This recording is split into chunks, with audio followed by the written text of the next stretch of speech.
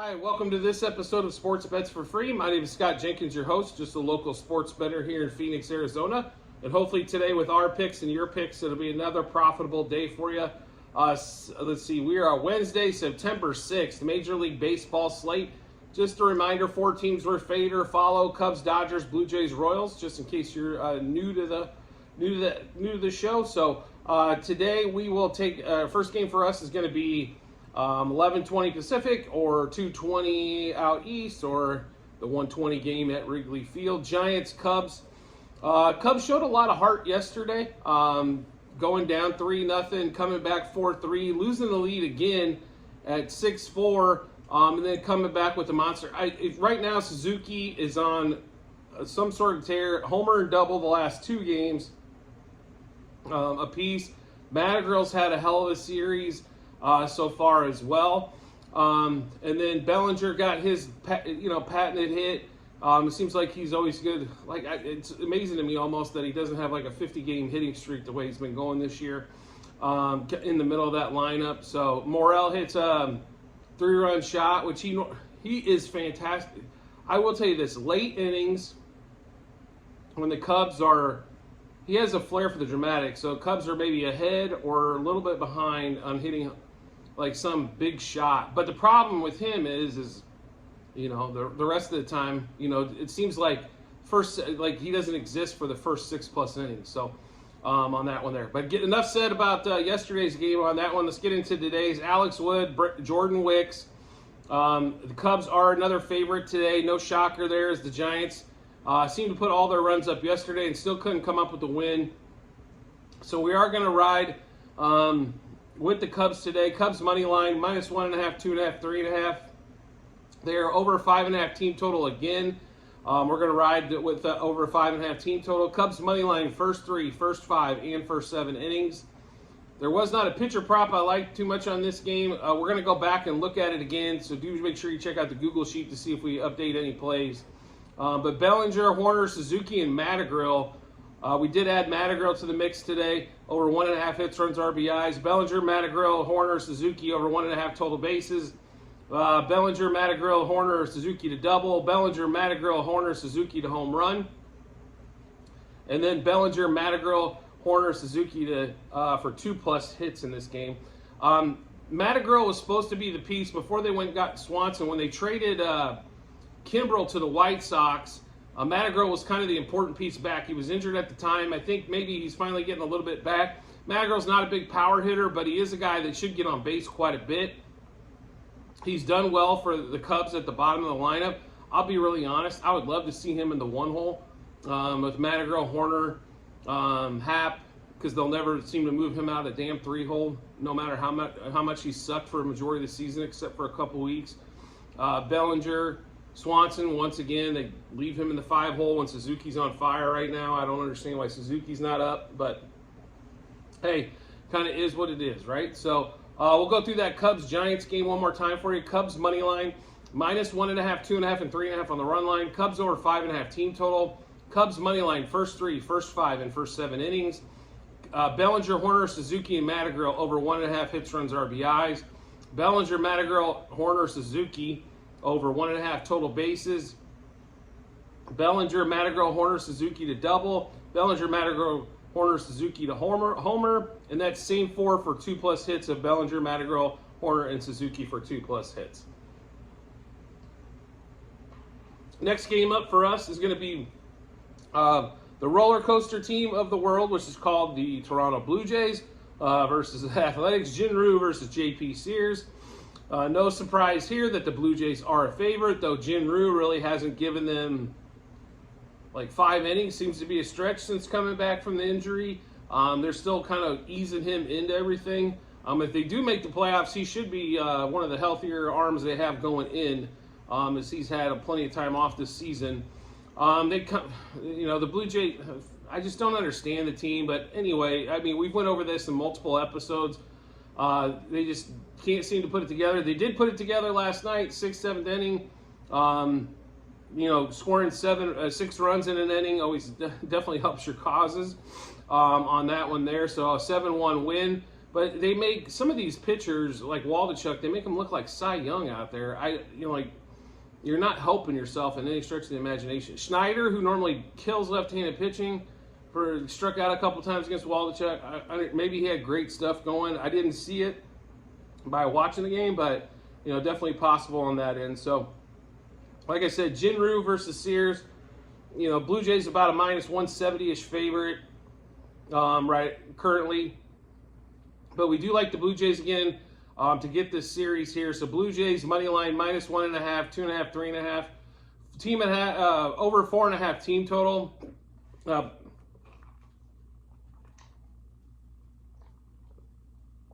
Blue Jays minus a half, first 3, first 5, and first 7 innings. Davis, Schneider, Springer, Guerrero over 1.5 hits, runs, RBIs. Schneider over a half a total base. Springer, Guerrero over 1.5 total bases.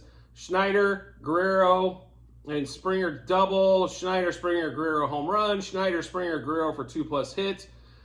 Same song and dance. They do hit, those three guys seem to hit left-handed pitching the best. Whit Merrifield used to be really good against left-handers, but this year that necessarily hasn't been the case. Like I said, Waldichuk seemed to have these guys' number early in that game, and then they kind of beat up on the bullpen. But we will go with just to run through the Blue Jays-A's game one more time. Blue Jays money line minus 1.5, 2.5, 3.5 on the run line. Blue Jays over that 4.5 team total. I will tell you this: the Blue Jays are, I believe, they're 5 for their last 5 on the team total for sure. But I might looked at they might be 6 for 6 on the team total here lately. So Blue Jays minus a half a run, first 3, first 5, and first 7 innings. Schneider, Springer, Guerrero over 1.5 hits, runs, RBIs. Schneider over a half a total base. Springer and Guerrero over 1.5 total bases. Schneider, Springer, Guerrero to double. Schneider, Springer, Guerrero to home run.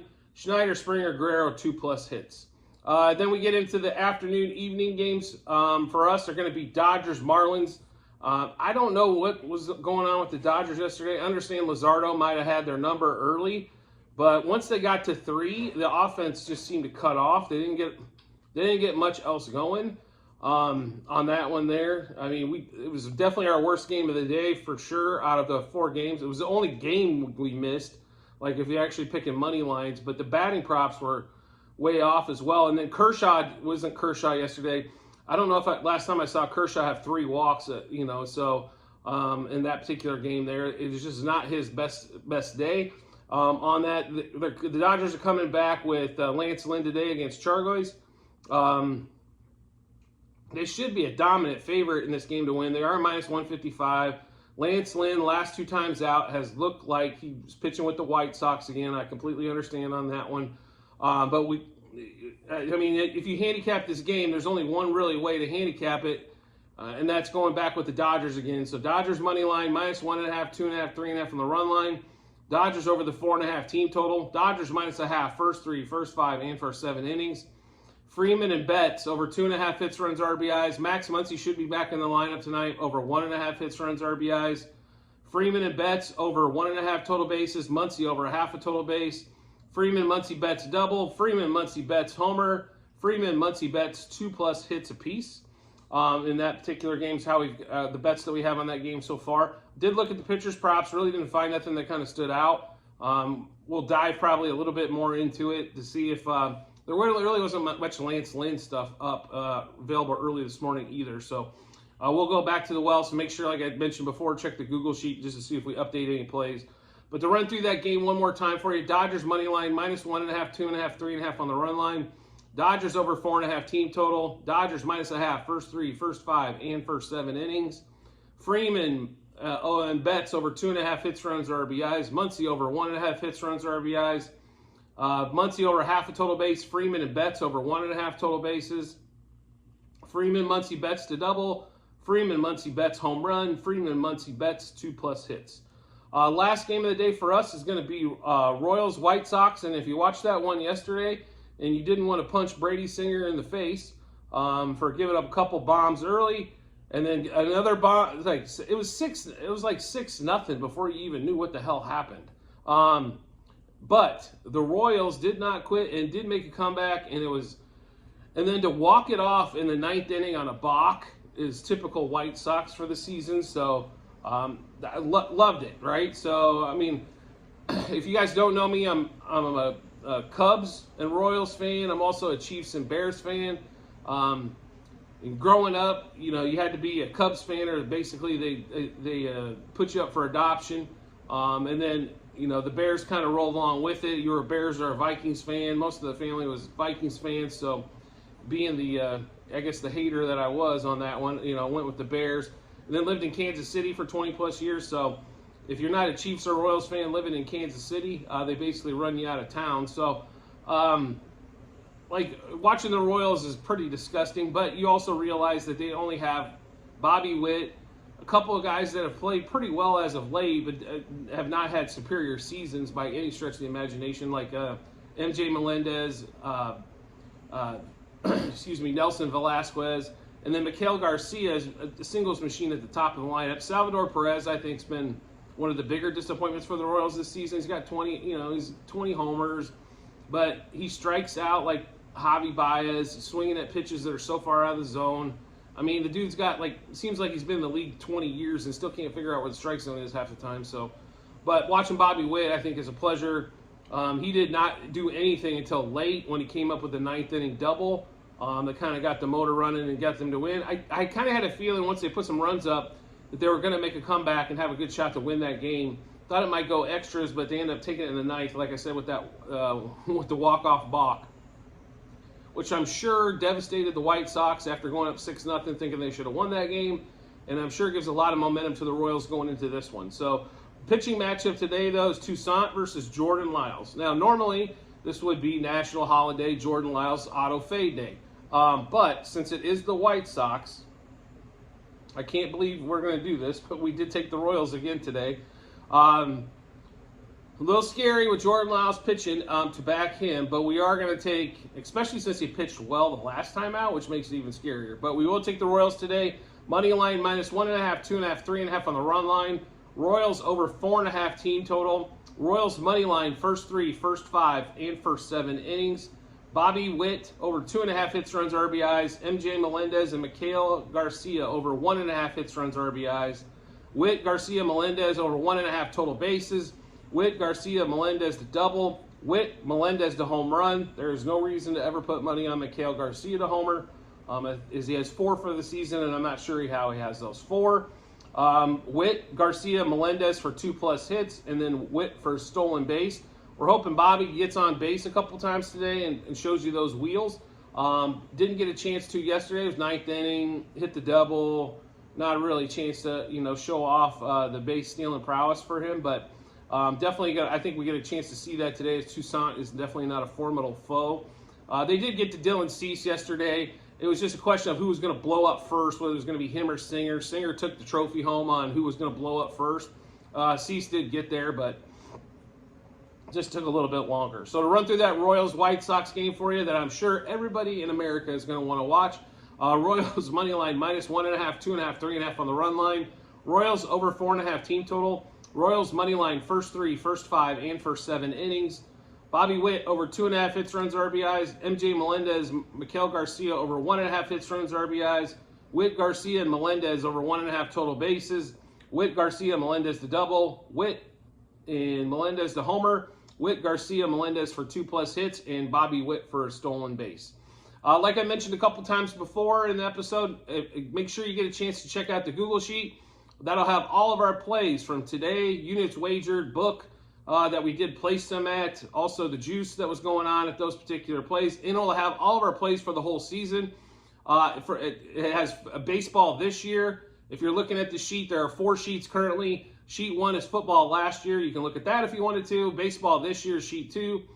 Sheet 3 is football this year, which is ramping up. We're heading into week 2 of college football and the first week of the NFL. And Thursday night game is tomorrow, so there's going to be a lot of action on that, especially with the Mahomes missing probably Kelsey, and Chris Jones is still not signed, which I think is the biggest travesty in sports. With contracts these days, the Nick Bosa one I kind of understand because he's still shooting for the moon, but Chris Jones is not asking for $35 million a year or $34 like Bosa. So I do not understand why they can't get this deal done, especially when Kelsey and is well underpaid compared to market, and Mahomes now is well underpaid compared to market as well. So, but enough of the football. But do make sure you check out those Google Sheets so you can see all of our plays and see how we've done. Hopefully, it matches up with some of the bets you like, and then with our bets and your bets. It should give you a ton of confidence into that betting window or betting app in order to make your bet and come away a profitable day for you. Is what we're all hoping for, obviously. And then also make sure you subscribe and get notifications to the channel. When we do drop the bets that we're doing, you'll get notified first. That way you got plenty of time to match them up with your bets, especially on days like today. The games start a little bit sooner on the baseball side, so getting that information as early as you possibly can is important. So make sure you do, like I said, subscribe and get notifications. Also, you'll get updated. We've done prop bet of the week. We're doing prop bet of the day for basically every week in the NFL this year. For that one, college football, you'll get those best bets for baseball. Also, UFC, Formula One, Premier League, golf when it swings back around, basketball, all of those as we bet pretty much all the sports. I haven't done any tennis this year. Don't expect to. Tennis is like that one you gotta have to dedicate a ton of time to. And we've got ourselves pretty spread thin so far. So, like I said, we love Formula One, though. They're off this week. UFC, there is a few things going on Saturday. We'll probably have some plays for you there on a best bets card. So make sure, like I said, when you subscribe and get notifications, you'll get that information first. Then, like I said, hopefully match them up with your bets and have another profitable day when you go to the betting app or betting window. I do appreciate your all support, as always, and I look forward to seeing you in the next episode.